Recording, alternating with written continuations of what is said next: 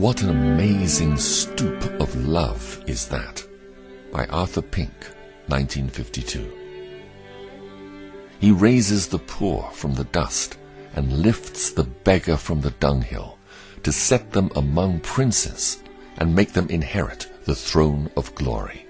1 Samuel chapter 2, verse 8. What an amazing stoop of love is that?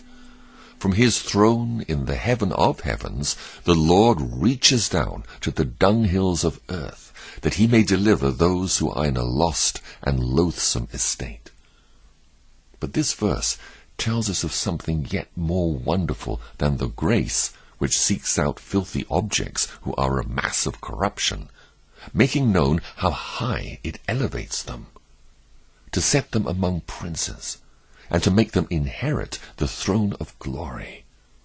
God does nothing by halves. He exalts beggars to the status of beloved children. He takes them into the place of nearness unto himself. He brings them into union with his dear Son, making them heirs of God and joint heirs with Christ. Romans chapter 8, verse 17. He takes them out of the miry clay of an unregenerate state and sets them upon the rock. Marvelous transition and exaltation is that. Translated from the most abject condition to the highest possible dignity. Shame is replaced by the highest honor. Filthy rags are replaced by the spotless robe of righteousness. Poverty is replaced by the unsearchable riches of Christ. We rightly marvel at the goodness and power of God in raising poor beggars from such depths to such heights.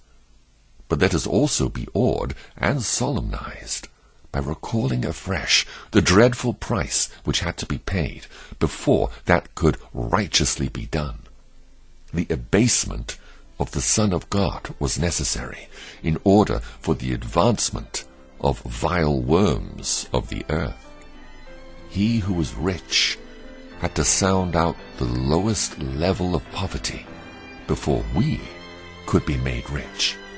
The beloved of the Father had to be made an object of shame before we could be raised.